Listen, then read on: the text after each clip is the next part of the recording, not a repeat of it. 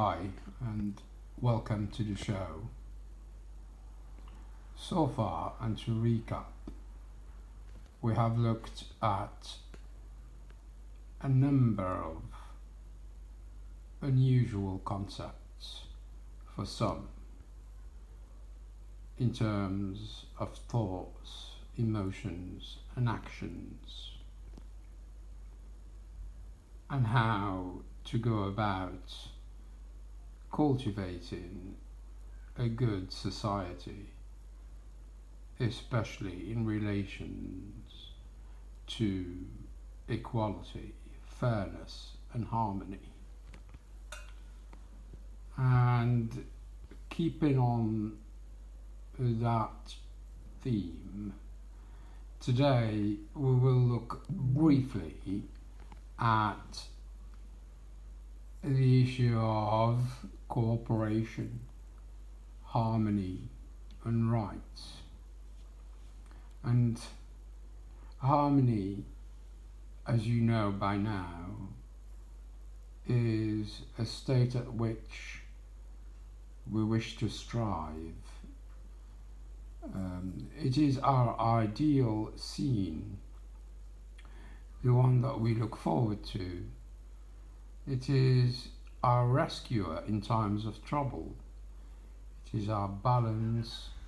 It is the blue sky thinking that we all want. Harmony is more than that. Harmony is first of all found in nature, and harmony says no matter what nature is and what nature is like, all is accepted and all is acceptable. When a note is sung or played harmoniously, it is pleasant to the ear, and it then either rises in tempo or comes down in tempo. It embraces diversity and embraces change and difference in such a way that whether it does that, whether it goes up in tempo or comes down, it's still pleasant to the ear, pleasant to the eye, and accepted as being necessary and as being in melody and as being in tune with nature and with everything else in nature. It sounds true, it sounds right, it keeps to the laws of nature, and it is something that we recognize everywhere. We do strive for it. At times it is counterintuitive. At times it seems that it is a little bit harsh. However, when we do consider harmony as a whole, we know that harmony as a whole is always right in the end. It is an equalizer of sorts. Harmony can be achieved whilst we embrace the concept of cooperation between the elements that are to be found in nature. Now, there is a tension, as always, between this concept of cooperation and sharing and helping one another and the concept of individuality and competition. And there are at times indirect juxtaposition and indirect conflict with one another. Competition says we compete for survival, we compete against others to gain access to scarce resources, food, water, security, shelter, and loved ones in order to propagate our species. And we therefore, through the selfish gene, are always in competition, because the theory says that if the selfish gene is not number one, the selfish gene will not survive in this big, bad world.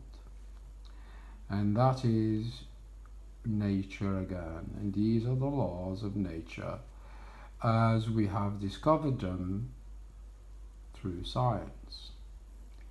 However, there is another school of thought that says, in the long run, in order for the species to survive in the long run, it does require a certain amount of cooperation between the individuals that do form that species, because all parties to that species and all individuals are important, including the elderly and the lame and the weak and the females and the offsprings. And in order to preserve the whole of the species, including the geniuses who might not be physically strong, or the weak who might have strength elsewhere, it is therefore necessary for the strong, for instance, to defend the weak. And for that to happen, there has to be an element of cooperation across the species. And in the long run, it was found that those who cooperated as a tribe or as a group had better chances to survive as a tribe and as a group against those who didn't cooperate between themselves, because they were easy prey for the predators, who were then coordinating their moves and who were then able to predict their enemy's next pattern of behavior, and therefore it was easier for them to eliminate their enemies and to access better and healthier food and to survive in the long run. So here we see the advantages of cooperation. Having said that, the first principle that we have just laid out is this principle of harmony, and harmony says both are equally important.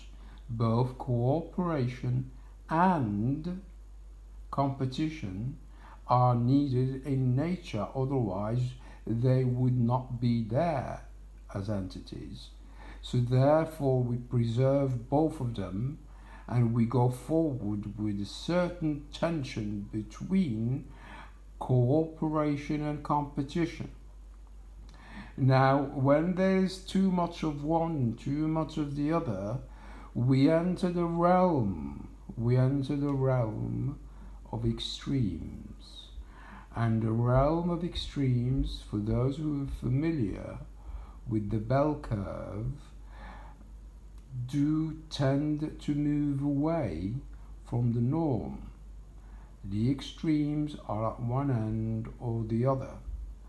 Now, those individuals who are concerned solely with competition can then begin, in a sense, in their group or society, they can begin, because competition is blind and competition is fierce and competition stops at nothing, ultimately death of the opponent, they can trample on the rights of others in order to win, in order to keep on competing for those resources and that power that they seek.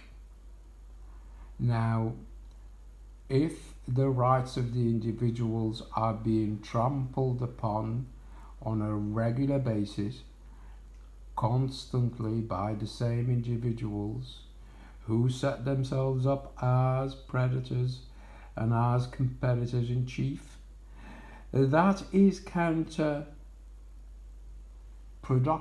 in the long run, because the long game says that cooperation is also necessary. And if there is no cooperation and the rights of individuals are trampled upon, this will create resentment. One. Two, if those people, say, are exterminated, it will make the population less numerous and thus less effective in terms of production and gathering of scarce resources. And finally, this the two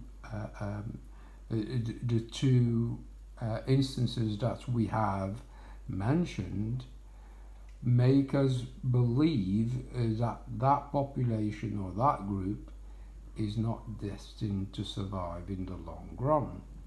Why? Because they've trampled upon the rights of the majority. Now, Harmony says individuals are entitled to rights. Humans are entitled to rights, and long may stay that way. Why? Because we have just demonstrated that scenario where there are no rights, then we are dealing with less survival of a species, generally speaking. So yes, rights are very important. Harmony says, with rights come responsibilities. And again, we go back in a similar manner to when we discussed cooperation. Harmony suggested to us that alongside cooperation we have competition. The mirror image for that, when it comes to rights, is that with rights there are responsibilities. So to have rights and demands and so on and so forth is very good, because then we assert our presence as individuals and as a species. We assert our presence in terms of cooperation and in terms of competition, and in order to live amongst one another and in harmony, and also in harmony with nature. That is the ideal scene. So now we embrace our responsibilities, and our responsibilities are, first of all, we have the responsibility to look after ourselves, and we also have the responsibility to look after one another. We also have the responsibility to respect one another and to respect nature and look after nature itself, Mother Nature, because if we attack nature, nature will attack back. Now, we have the responsibility not to abuse our rights. We have the responsibility to live in harmony, and so on and so forth. We have the responsibility to make sure that we advance together in this reality through agreement between us all. An agreement means it is a little bit of a give and take. It's not exactly what one person wanted, and it's not exactly what another person wanted. It is something somewhere in between, and it is a compromise. And through that compromised reality that we create together, that truth we